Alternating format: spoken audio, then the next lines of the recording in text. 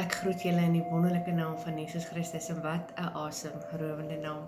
En ja, dit is ons stilte tyd saam met die Here en dit is net absoluut amazing hoe wanneer 'n mens in die oggende net 'n bietjie vroeër opstaan om hierdie tyd saam met die Here te spandeer. As ons gaan kyk toe hy gaan bid het in die tuin van Getsemane, was daar 'n benoudheid, jy weet, hy smag om tyd saam met die Here te spandeer. As ons gaan kyk na Galasiërs 4 vers 6, dan sê hy vir ons dat nadat Jesus opgevaar het na die hemel toe, het hy vir ons die Seun gegee om in ons te kom woon, en dit is die Gees wat roep, Abba Vader. So dit is die Gees wat smag om nog tyd saam met sy opperherder te kan spandeer. En so 'n paar dae of so 'n week of so terug, besef ek net, weet jy, ons is liggaam, siel en gees. En sonder die Gees is ons totaal en al verlore. Want wanneer ons toelaat dat die Gees vaardig word in ons, dan gebeur daar wonderwerke in 'n mens se lewe.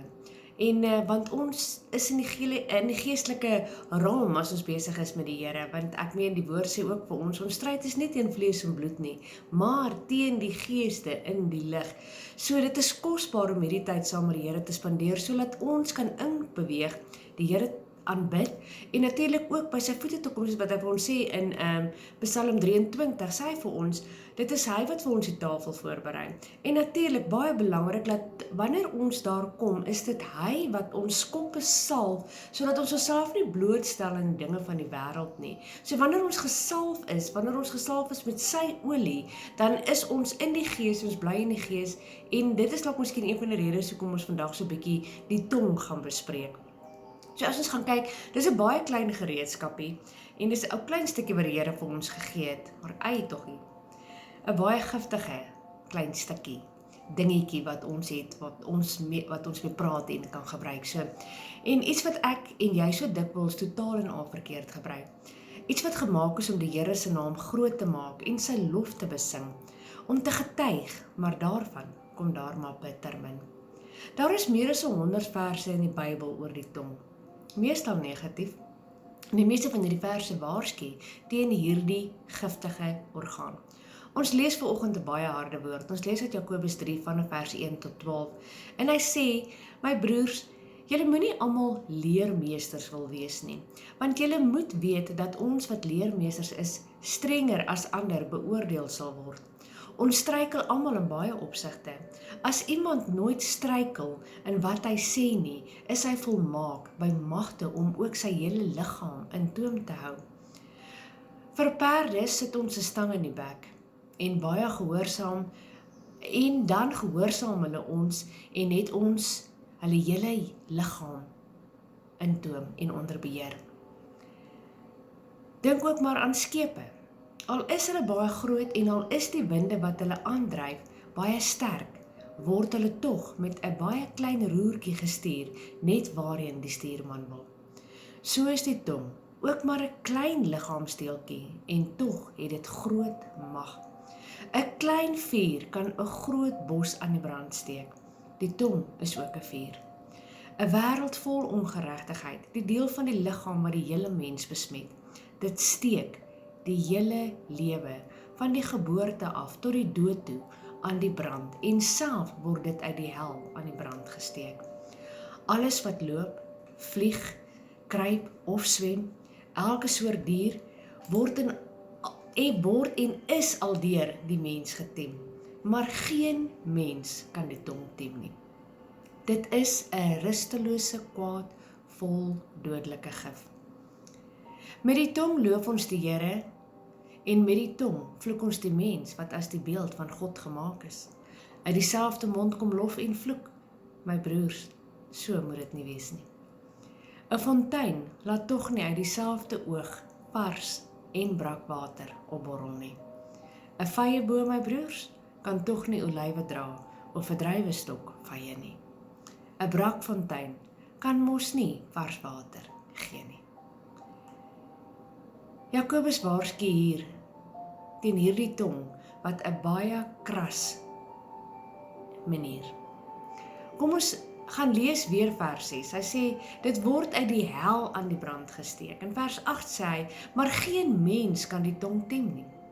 As ons gaan kyk met Psalm 52 vers 4 sê hy, Jy wil ander se onderrig bewerk. Met jou vlijmskerp tong pleeg jy bedrog.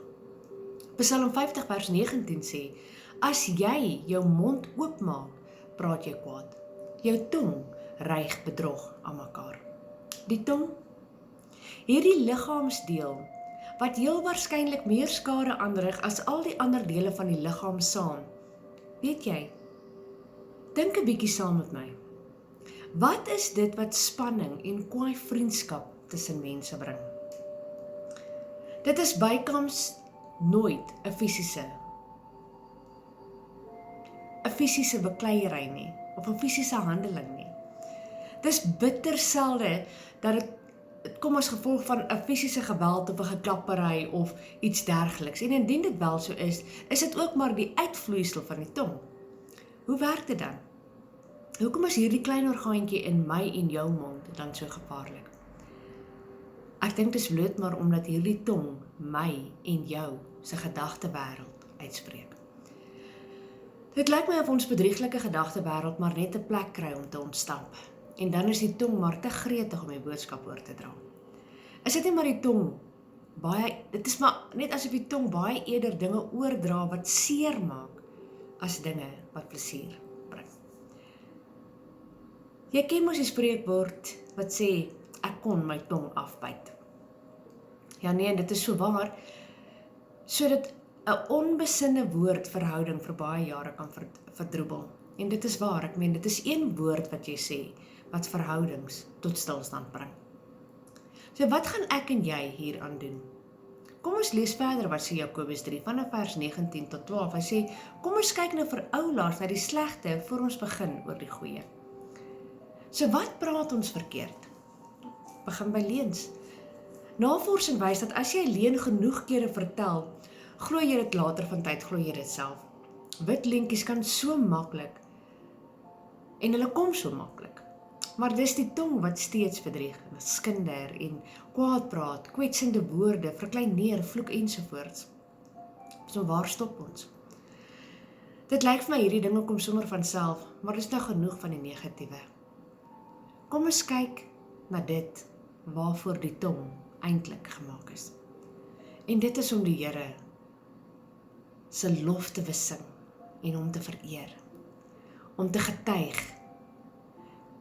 Om te getuig, kan jy regtig vir die Here getuig sonder jou tong? Om ander te bemoedig. Hoe wonderlik voel 'n ander nie as jy mooi dinge sê nie. Om mooi kwaliteit van ander mense te besing. Om ander te komplimenteer. Doen vandag 'n bietjie moeite daarmee. Om te vergewe. Om lofpsalms te sing vir die Here. Om die waarheid te praat. Om integriteit te bewys. En nog baie ander dinge. Om positief te wees. In wie se diens gaan ek en jy vandag ons tonge stel? Gaan jy dit in Satan se diens stel of in die Here? Gaan jy lof en eer besing vandag? Of gaan jy om te vervloek soos wat hulle sê in vers 9? Of dalk in God se diens? Alles wat mooi is, alles wat rein is, alles wat opbouend is. Want die tong kan dit ook doen. Kom ek en jy gaan hierdie dag in en gebruik ons tong om vir ander 'n seën te wees. En bo alles om die Here se naam groot te maak.